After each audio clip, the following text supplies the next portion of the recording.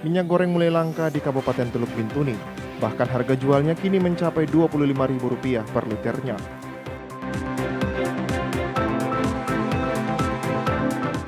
Pangdam 18 Kaswari Majen TNI Gabriel Lema melakukan silaturahmi dengan para insan pers di Papua Barat.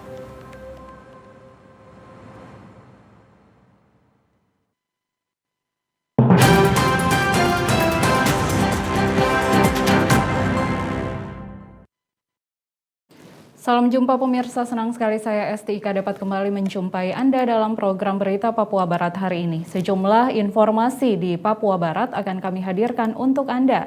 Inilah berita selengkapnya. Pemirsa, salah satu kebutuhan pokok rumah tangga yakni minyak goreng mulai langka di Kabupaten Teluk Bintuni. Bahkan harga jualnya kini sudah mencapai Rp25.000 per liternya.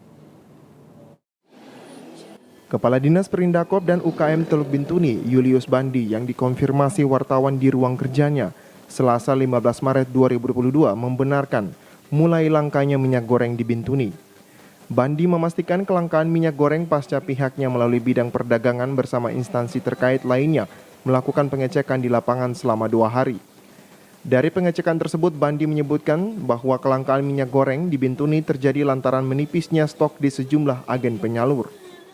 Kita lihat yang ada mereka yang bahkan ada yang tidak ada yang mereka menjual karena tidak tersedianya barang itu terbatas, jadi mereka tidak bisa membeli. Ini yang menjadi persoalan, apakah permasalahan ini ada di mana. Ini yang kita mulai pelan-pelan untuk telusuri karena kalau kita mau ke Manokwari untuk tanya, kan tidak bisa, itu kan wilayah orang lain. Jadi kita hanya terfokus di Kabupaten Teluk Bintuni. Setiap saat itu Patera ini dia turun untuk dia mengecek atau pantau. Kira-kira jangan sampai ada yang mereka mungkin simpan di tempat lain, baru mengatakan bahwa tidak ada, gudang mereka kasih kosong, dan ternyata tidak. Bandi menambahkan, sebagai upaya pihaknya mencegah hal-hal yang tidak diinginkan di masyarakat, pihaknya dalam waktu dekat akan berkoordinasi bersama Dinas Perindakop Provinsi Papua Barat. Dari Teluk Bintuni, Valentino Warma, TVRI Papua Barat melaporkan. 2 helikopter yang beroperasi di wilayah Manokwari sempat disebut ilegal dalam melakukan penerbangan. Kini kedua pemilik helikopter sedang proses pengurusan izin dan menunggu rekomendasi Gubernur Papua Barat. Hal ini diungkapkan Kepala Bidang Pengembangan Perkeretaapian dan Penerbangan pada Dinas Perhubungan Provinsi Papua Barat, Max Sabarovek, saat dikonfirmasi sejumlah awak media di ruang kerjanya siang tadi. Max menyebutkan bahwa helikopter yang melakukan penerbangan di wilayah Manokwari sempat disebut ilegal melalui pemberitaan lewat media online. Namun setelah dilakukan konfirmasi dari DMC Center Papua Barat saat mendatangi Dinas Perhubungan Papua Barat pada Selasa 15 Maret 2022 kemarin, menyampaikan bahwa proses pengurusan seluruh izin sedang dilakukan. Pihak DMC Center juga menyampaikan mereka pun tinggal menunggu rekomendasi Gubernur Papua Barat selaku kepala daerah agar mengetahui adanya penerbangan helikopter di wilayah Papua Barat. Agar di kemudian hari tidak terjadi hal yang tidak diinginkan, maka dasar hukum untuk kegiatan tersebut jelas. Pebisnis atau pemangku kepentingan transportasi jasa udara, agar semua sebelum kita melangkah itu harus kita patuh aturan. Aturan ini bukan dari perhubungan provinsi saja, tapi ada beberapa pihak, sehingga ketika saya katakan lagi seperti awal, ketika kita memulai, maka awal ini akan menjadi lebih baik dan tahapan itu akan berproses secara baik. Sebagaimana yang disampaikan kemarin, sudah kakak kita, Bapak Sius, sudah menyampaikan, dan saya katakan bahwa Bapak Sius, saya pada prinsipnya apresiasi atas apa yang Bapak buat, luar biasa. Sebabnya saya bilang, Bapak Sius, kita berproses, mengurus semua aturan undang-undangnya supaya Bapak berjalan dengan ini itu baik. Kemudian yang kedua dari DMC, ada David sama ada Sesaboni juga luar biasa. Terima kasih. Tadi baru ke kantor dan saya bilang, ini baru bagus. Jadi kita sama-sama bertanggung jawab atas transportasi yang ada di Provinsi Papua Barat ini. Makanya langkah-langkah sebagaimana yang sudah saya sampaikan itu, kita harus dudukan itu sesuai dengan aturan, dapat juga rekomendasi dari Bapak Gubernur yang akan mendisposisi ke kita untuk membuat lahan teknis sebagaimana yang ada. Sabarofek mengatakan meski semuanya itu merupakan sesuatu hal yang baik dalam membantu penerbangan di wilayah Papua Barat, namun harus patuh terhadap hukum yang ada. Ia menjelaskan terkait udara yang paling utama yaitu harus ada izin terpusat ke Dirjen Udara. Setelah itu, di bawahnya harus juga mendapat izin administrasi operation sertifikasi. Jika semuanya sudah mendapatkan izin, maka selanjutnya pemilik helikopter harus berkoordinasi dengan instansi vertikal terkait, yaitu otoritas bandara, Airnav, dan unit penyelenggara bandar udara di daerah untuk menyampaikan hal-hal teknis terkait operasional helikopter. Udara kita ngurus itu, izin itu yang pertama itu terpusat pada Kementerian Perhubungan, itu ada di izin flight, itu ada di Dirjen Udara. Gitu. Setelah Dirjen Udara itu, maka yang ke bawah kita harus ngurus juga apa yang namanya Administration Operation Certificate AOC, sudah di dalam situ sudah include. Setelah kita dapat izin itu semua, maka selanjutnya pemerintah daerah di sini ada instansi vertikal terkait, yaitu antara lain ada Otbang, kemudian ada Airnav, para PBU. Kita sawan ke sana untuk meminta hal-hal lain yang teknis, karena secara teknis vertikal mereka yang mengerti. Nah, contoh, kalau di Airnav itu dia akan membicarakan tentang bagaimana operasional helikopter ini mau kemana, terus hari apa dia terbang, mau jam berapa. Nah, di situ nanti dia keluarkan apa yang namanya slot time. Nah, slot time ini kita sudah pegang, baru Bapak Dorang bisa operasi. Sebelumnya, pada Sabtu 12 Maret 2022 kemarin, helikopter jenis SPR AS-350B3 dengan kapasitas angkutan 600 kg yang dikelola CV Salemoraya kerjasama DMC Center telah melakukan penerbangan perdana yang dibuka Ketua DMC Center Papua Barat. Tim Liputan TVRI Papua Barat melaporkan. Pemirsa, akibat tidak efektifnya Perda Miras di Manokwari sehingga polemik peredaran miras berlabel terus terjadi. Oleh sebab itu, Bupati Hermus Indo menegaskan perlunya direvisi kembali. Berikut informasinya untuk Anda. Masalah penegakan hukum tentang peredaran miras di Manokwari masih belum usai. Hal inilah yang mengakibatkan beberapa kali didapati ada pihak-pihak tertentu memasok minuman beralkohol bermerek ke Manokwari yang ditangkap di Pelabuhan Manokwari.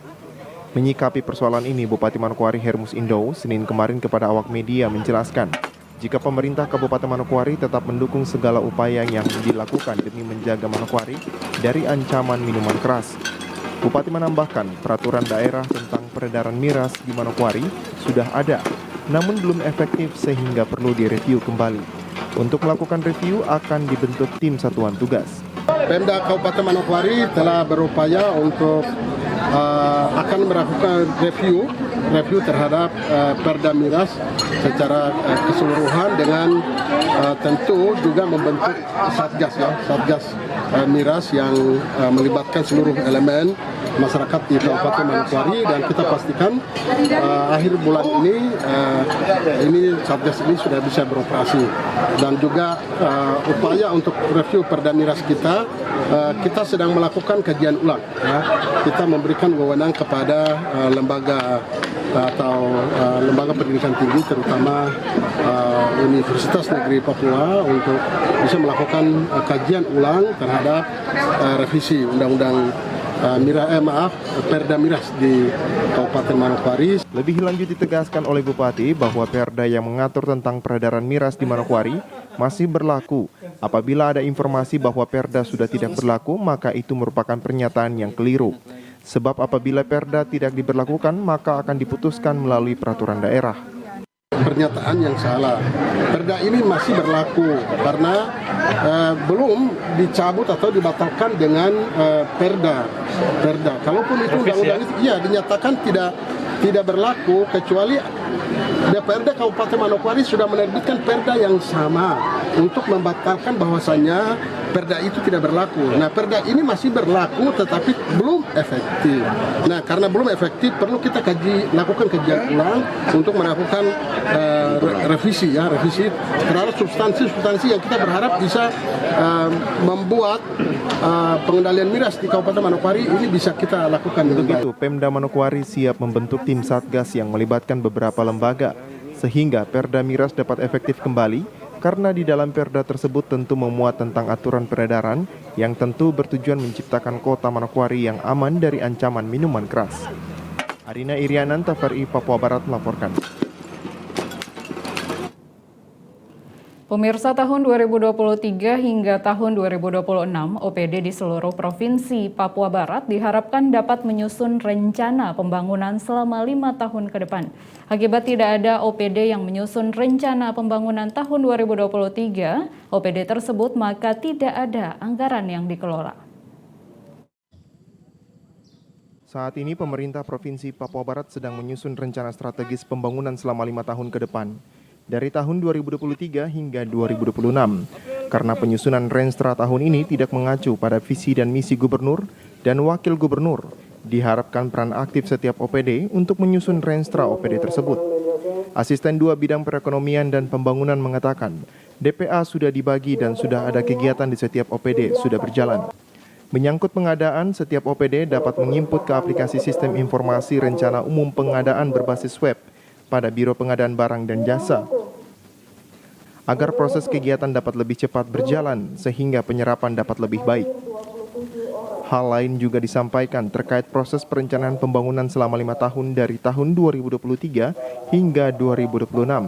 Saat ini prosesnya sedang berjalan dan tidak mengacu pada visi dan misi gubernur dan wakil gubernur, sehingga capaian kinerja ditentukan oleh masing-masing OPD. Diharapkan dari setiap OPD dapat mendukung, dan apabila tidak dilaksanakan, maka tidak ada anggaran pada tahun 2023 hingga 2026. Laksanakan. Dimohon untuk penginputan sirup dan yang lain-lain menyangkut pengadaan itu dapat diikuti informasi dari Biro Pengadaan Barang dan Jasa supaya prosesnya lebih cepat, lebih awal, sehingga nanti di tahun anggaran penyerapannya juga bisa baik.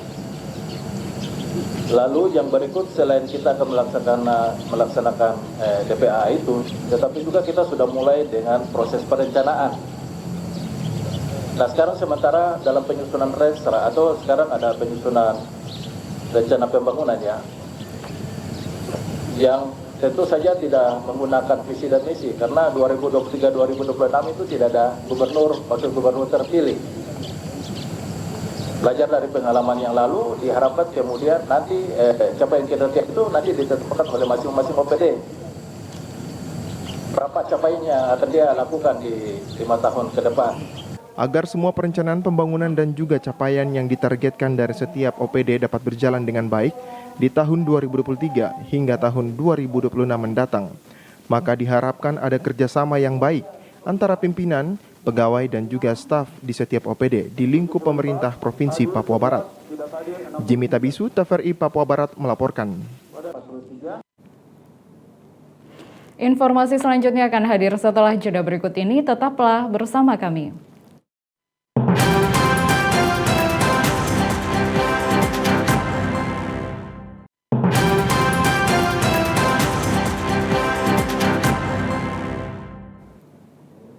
Terima kasih Anda masih bersama kami.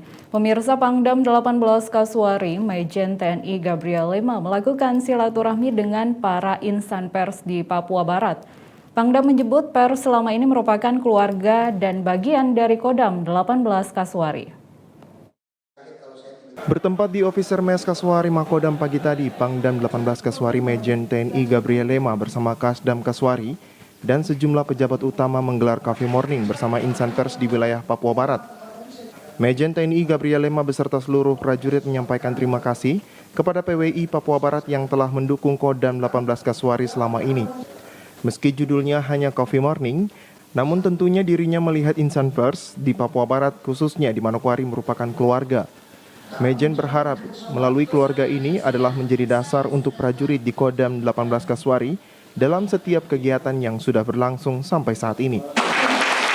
Mulai dari Manokwari sampai ke seluruh pelosok, termasuk PKF yang tidak bermain di depan kita itu, seluruh prajurit dan keluarga kami mengapresiasi dan mengucapkan selamat datang kepada Pak Ketua PWI Papua Barat beserta seluruh insan pers dari berbagai macam media, cetak maupun elektronik, online dan sebagainya. Pagi ini di Makodam 18 Kasuari yang kita cintai. Hari ini memang judulnya Coffee Morning, tetapi sejatinya ini merupakan saya mau cari judul apa saja, udahlah Coffee Morning. Tetapi esensinya semuanya ada di situ. Namanya kita selama hidup, sebelum saya datang juga kita sudah berinteraksi terus. Dan ini adalah sebagai suatu keluarga. Beta Gabriel, Beta Yusuf, dan sebagainya, tentunya kita melihat insan pers ini sudah keluarga. Mungkin dari usia ada yang sebagai kakak gitu, atau juga ada sebagai adik, tetapi kekeluargaan inilah yang menjadi dasar fondamen untuk kita. Sementara itu, Ketua Persatuan Wartawan Indonesia PWI Papua Barat Bustam mengatakan, hingga kepemimpinan Panglima Kodam 18 yang sebelumnya, sampai pimpinan Pangdam yang baru saat ini telah berjalan baik. Bahkan hubungan antara pers dan Kapendam dinilai sudah sangat baik. Apalagi wartawan selama ini tidak bisa berjalan sendiri, tetapi membutuhkan kolaborasi bersama Kodam 18 Kasuari. Jadi kita ukurannya bukan dibilang hanya bahwa jumlah yang banyak dan juga pada posisi wartawan yang begitu banyak di Barat, di Indonesia Barat, ya kita juga pikir bahwa teman-teman yang sedikit ini juga bisa melahirkan karya-karya yang terbaik. Untuk mengenai perjalanan Kodam sendiri, saya berpikir bahwa dari kepemimpinan pertama dan hari ini Bapak berjalan baik, dan ritme yang dilakukan oleh Bapak Kapendam kami juga sangat menghargai itu. Artinya hubungan yang baik ini yang memang harus kita jaga terus, karena kita juga perlu memang kolaborasi dan sinergitas itu, karena wartawan sendiri tidak bisa berjalan sendiri dan juga TNI juga tidak bisa sendiri. Kita harus kolaborasi. Kita dalam posisi sekarang ini masih berada pada posisi pandemi COVID hari ini Acara silaturahmi ini dihadiri oleh Koordinator Pemberitaan TVRI Papua Barat, RRI Manokwari dan puluhan wartawan media cetak online dan elektronik di Manokwari. Natalindo Kerwai, TVRI Papua Barat melaporkan. Di samping menerima penjelasan Pangdam 18 Kasuari, Majen TNI Gabriel Lema tentang perkembangan kondisi wilayah yang jadi bagian wilayah kerja Kogab Wilhan 3, bagi Nyoman Cantiasa, suasana ini juga jadi ajang mengenang masa suka dan duka pernah jadi Pangdam di wilayah Papua Barat.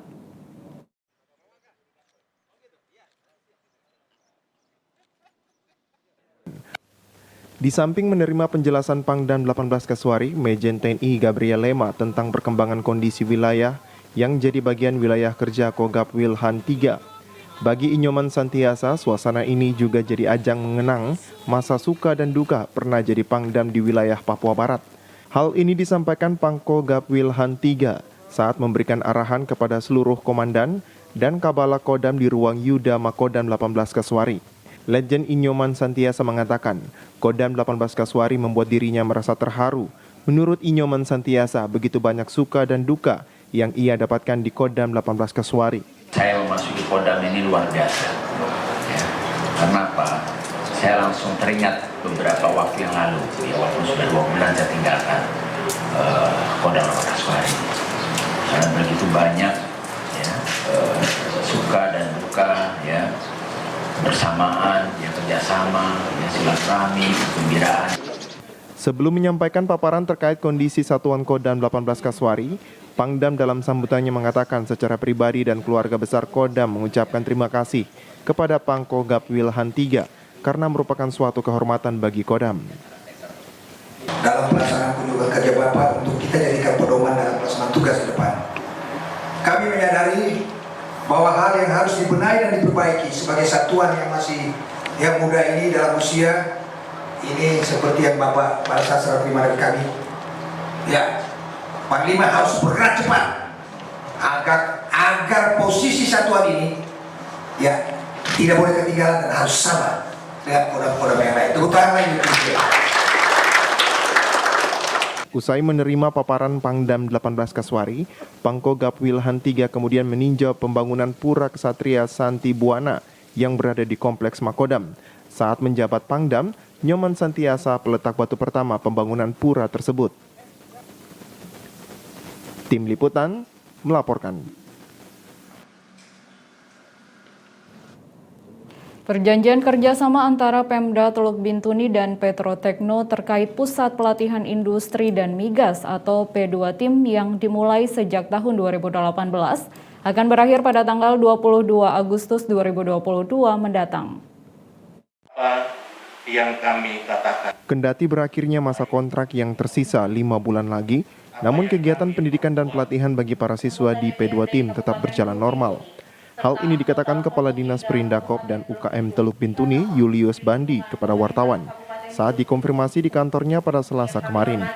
Bandi menerangkan di tahun anggaran 2022 ini, pihaknya menganggarkan dana sebesar 75 miliar rupiah dari APBD Teluk Bintuni untuk kebutuhan P2 Tim Teluk Bintuni sesuai petunjuk teknis yang ada. Untuk sementara sampai sampai bulan kan MOU yang dibuat itu kan nanti berakhir 22 Agustus 2022. Nah itu. Sedangkan untuk selanjutnya itu tergantung Pak Bupati. Oh jadi benar sampai bulan Agustus sudah berakhir? Iya, berakhir. Untuk tahun ini sendiri alokasi anggaran tetap masih ada? Tetap ada, tetapi nilainya kecil. Dari biasanya kan 90 Bapak ya? Sekarang turun 75. 75 untuk sampai Agustus? Sampai Agustus. Itu karena apa itu alasannya? Itu karena memang dia punya perhitungan anggarannya begitu. Oh, karena rentang waktunya? Waktu. Sedangkan untuk mau perpanjang apa segala macam kan itu keputusan terakhir dari Pak Bupati kan. Kalau Pak Bupati bilang lanjut, ya terpaksa harus lanjut. Bandi mengungkapkan pihaknya berencana akan membahas soal kelanjutan program ini. Pasalnya sudah ada wacana untuk membuka program khusus siswa perempuan. Akan tetapi seyogianya kelanjutan program P2 Tim tetap ada pada keputusan Bupati Teluk Bintuni selaku penentu kebijakan. Dari Teluk Bintuni, Valentino Wanma, TVRI Papua Barat melaporkan. Informasi tadi sekaligus menutup jumpa kita dalam program Berita Papua Barat hari ini. Kami tetap mengajak Anda untuk mencegah penyebaran COVID-19 dengan cara memakai masker, mencuci tangan pakai sabun dengan air yang mengalir, menjaga jarak, menjauhi kerumunan, serta membatasi mobilitas dan bersedia divaksin sesuai kebijakan pemerintah. Indonesia pulih karena aku, Indonesia pulih karena kamu, Indonesia pulih karena kita. Dan mewakili kerabat kerja yang bertugas, saya STIK mengucapkan terima kasih dan sampai jumpa.